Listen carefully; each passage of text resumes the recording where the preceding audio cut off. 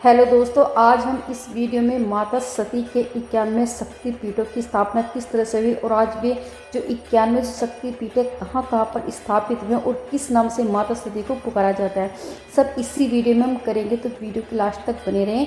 तो इसकी जो कहानी है 91 शक्तिपीठों की स्थापना, जो ब्रह्मा जी के जो पुत्र प्रजापति दक्ष की पुत्री सती से भगवान शिव का विवाह हुआ। उस समय के बाद दक्ष को पूरे ब्रह्मांड का अधिपति बना दिया गया। इससे दक्ष में अभिमान आया और वह अपने आप को सर्वश्रेष्ठ समझने लगा और उसने एक यज्ञ किया। उस यज्ञ में भगवान शिव के द्वारा खुद को प्रणाम न करने पर दक्ष ने उन्हें अनेक अपशब्द कहे। दक्ष ने शिव को श्राप दिया कि उसे देव यज्ञ में उनका हिस्सा नहीं मिलेगा। यह सुनकर नंदी ने भी दक्ष को श्राप दिया कि जिस मुंह से वह शिव की निंदा कर रहा है वह बकरे का हो जाएगा। कुछ समय के बाद जो दक्ष ने एक भव्य यज्ञ का आयोजन किया।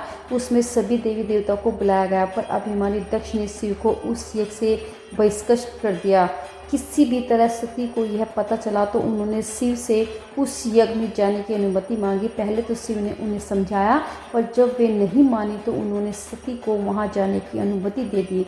सती अपने पिता के घर पहुंची तो दक्ष ने उनसे आंखें फेर ली। सती यज्ञ में शिव का भाग न देखकर रुष्ट हो गई और सभी को बुरा भला कहने लगी। यह सुनकर दक्ष ने भी शिव निंदा प्रारंभ की और यह सुनकर सती को बड़ा दुख हुआ और उन्हें योगाग्रिक से अपने शरीर को भस्म कर दिया। यह देखकर शिव के गणों ने दक्ष यज्ञ पर हमला कर दिया, पर देवताओं ने उन्हें वहां से भगा दिया। वे शिव के पास गए और सारी घटना सुना दी। सुनकर शिव को बड़ा क्रोध आया। उन्होंने अपनी जटा को उखाड़कर जमीन पर मारा और जिससे वीरभद्र और महाकाली प्रकट हुई। शिव ने उन दोनों को दक्ष का यज्ञ विध्वंस करने की आज्ञा दी। उन्होंने पल भर में ही दक्ष का यज्ञ विध्वंस कर डाला और वीरभद्र ने दक्ष का सिर काट कर उसे यज्ञ कुंड में फेंक दिया। यह देखकर देवताओं में हड़कंप मच गया और उन्होंने शिव स्तुति प्रारंभ की। उस स्तुति में उन्होंने सभी को जीवन दान दे दिया और दक्ष के शरीर पर बकरे का सिर लगाकर उसे भी जीवित कर दिया। बाद में शिव की अनुमति से दक्ष ने अपना पूरा यज्ञ पूरा किया और अपनी जो प्रिय पत्नी के शव को लेकर शिव पूरे ब्रह्मांड में घूमने लगे। उनके जो प्रताप से सारी सृष्टि जलने लगी। तब विष्णु ने अपने सुदर्शन चक्र से सती के शरीर के 91 टुकड़े कर दिए। ये टुकड़े जहाँ जहाँ गिरे वहाँ शक्तिपीठों की स्थापना हुई। तब सती का पूरा शरीर परिकट कर गिर गया और भगवान बहुत दुखी हुए वो कैलाश पर एकांत में जाकर समाधि ले ली। माता सती के जो शरीर के जो टुकड़े वो 91 खंड में विभाजित हुए हैं और वो अलग अलग जगह पर गिरे। जहाँ जहाँ पर भी गिरे वे वहाँ पर शक्तिपीठ कहलाए। वो 91 खंड में उनके टुकड़े हुए। आज वे जिस जगह उसके नाम देखते हो वहाँ पर माता सती को किस नाम से पुकारा जाता है इसके बारे में बताते हैं। तो सबसे पहले हमें क्रीटकोण ग्राम मुर्शिदाबाद जिला पश्चिमी बंगाल में देवी सती का मुकुट गिरा और वे विमला कहलाई।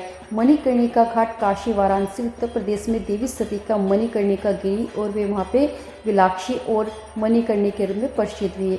कन्याश्रम भद्रकाली मंदिर कुमारी मंदिर तमिलनाडु में देवी की पीठ गिरी और वे श्रवणी कहलाई। मध्य प्रदेश के अमरकंटक में कमलाधव नाम के स्थान पर सोन नदी के किनारे गुफा में देवी का बाया नितंब गिरा और वे महाकाली कहलाई। फिर सोनदेश अमरकंटा मध्य प्रदेश में उनका दायां नितंब गिरा और नर्मदा नदी के उद्गम होने के कारण देवी नर्मदा कहलाई।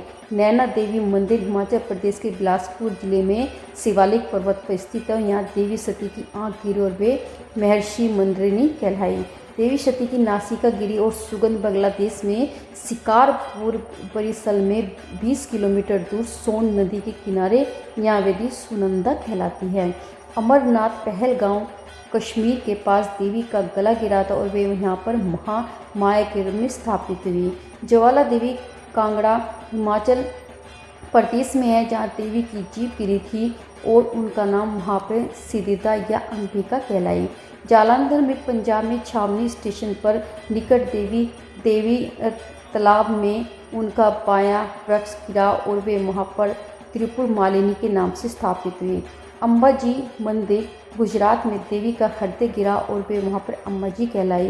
ब्राह्मगिरी जो चित्रकूट उत्तर प्रदेश में दायां वृक्ष वक्ष गिरा और यहाँ देवी शिवानी के नाम से पूजी गई। वृंदावन बृतेश्वर जो महादेव मंदिर के पास उत्तर प्रदेश में देवी सती के केशों का गुच्छ और चूड़ामणि गिरी और वहाँ पर देवी उमा कहलाई। सूती और सुतीर्थम जो शिव मंदिर के पास कन्याकुमारी तमिलनाडु में ऊपरी जो दाढ़ गिरी और उस नाम से वहाँ उनका देवी नारायणी कहलाई। पंच सागर में देवी सती की निचली दाढ़ गिरी और यहाँ पर देवी बरहाई के नाम से जानी गई। बांग्लादेश में करतोय तत्त भवानी गांव में देवी के बाएं पैर की पायल गिरी और वे वहाँ पर अपहरण नाम से प्रसिद्ध हुई। श्री शैलम द कुर्नूल जिला आंध्र प्रदेश में देवी सती के दाएं पैर की पायल गिरी और वे यहाँ देवी स्थापित हुई और देवी श्री सुंदरी के नाम से पूजी जाती हैं। पश्चिमी बंगाल में विशाख जो तामलुकपुर मैदानी जिला देवी कपलानी का मंदिर है और यहाँ देवी सती की जो बाईं एड़ी गिरी थी। प्रभास जूनागढ़ जिला गुजरात में देवी सती का अमाशय गिरा था और वे वहाँ चंद्रभागा के नाम से पूजी जाती है। भैरव पर्वत में शिप्रा नदी के किनारे उज्जैनी मध्य प्रदेश में देवी के ऊपरी होठ गिरे थे और वे अवंती नाम से जानी जाती है। जन्म स्थान नासिक महाराष्ट्र में देवी की ठोड़ी गिरी और वे देवी भामरे के रूप से स्थापित हुई। सर्वश्रेष्ठ जो राज महेंद्री आंध्र प्रदेश में उनके गाल गिरे और वे देवी नाम का मिला रागिनी विश्वेश्वरी कहलाई। वे विराट राजस्थान में उनके बाएं पैर की मुड़ी गिरी थी और वहाँ वे देवी अंबिका कहलाई। रत्नावली हुगली जो पश्चिमी बंगाल में देवी सती का दायां कंधा गिरा और उस नाम पर वे देवी कुमारी कहलाई। मिथिला भारत नेपाल सीमा पर देवी सती का बायां कंधा गिरा और वे देवी उमा कहलाई। नलहाटी वीरभूम पश्चिमी बंगाल में देवी के पैर की हड्डी गिरी और देवी का नाम पड़ा कलिका देवी। कर्नाटक में देवी सती के दोनों कान गिरे और यहाँ देवी जय दुर्गा के नाम से जानी गई। बकेश्वर जो पश्चिमी बंगाल में देवी के भूमध्य गिरा और वे कहलाई महर्षि मंद्रिनी। यसोर ईश्वरी रूप खुलना जिला बांग्लादेश में देवी सती के हाथ एवं पैर गिरे और देवी कहलाई यशोश्वरी। वे 28 पश्चिमी बंगाल में देवी सती के होठ गिरे और उनका नाम यहाँ पर फुलारा देवी पड़ा। नंदीपुर पश्चिमी बंगाल में देवी का हार गिरा और यहाँ पे देवी कहलाई माँ नंदिनी। लंका में अज्ञात स्थान पर देवी की पायल गिरी, यहाँ पर वे इंद्रिक्षी कहलाती है। कहा जाता है कि ये मंदिर ट्रिनोमाली में है, लेकिन पुर्तगाली बमबारी में वे ध्वंस हो गया था। इसका केवल एक स्तंभ ही यहाँ पर शेष है। फिर है गुजेश्वरी जो मंदिर है नेपाल में पशुपतिनाथ मंदिर के साथ ही है, जहाँ देवी के दोनों घुटने गिरे थे और यहाँ देवी का नाम महाशिरा कहलाया। मानस कैलाश पर्वत मानसरोवर में तिब्बत के पास देवी सती का दायां हाथ गिरा और यहाँ पे वे दाक्षायणी कहलाई। इस मंदिर में देवी एक शिला के रूप में स्थापित है। बिराजपुर उत्कल उड़ीसा में देवी की नाभि गिरी और वे विमला के नाम से जानी गई है।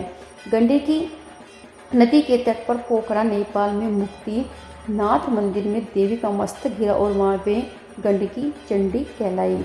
बाहुल जो अजय नदी तट केतुग्राम कटुआ वर्धमान जिला में पश्चिम बंगाल में 8 किलोमीटर दूर बहुगुला देवी स्थापित है। बताया जाता है कि यहाँ देवी का बायां हाथ गिरा था। उज्जैनी जो कुसकुर स्टेशन में वर्धमान जिला जो पश्चिमी बंगाल में देवी सती का दायां कलाई गिरी और वे यहाँ पर मंगल चंद्रिका के नाम से जानी गई।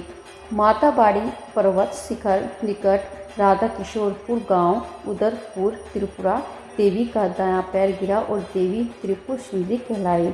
छसाल चंद्रनाथ पर्वत शिखर निकट सीताकुंड स्टेशन चिंटागोंग जिला बांग्लादेश में देवी सती की दाएं भुजा गिरी और उनको जाना गया देवी भवानी के नाम से।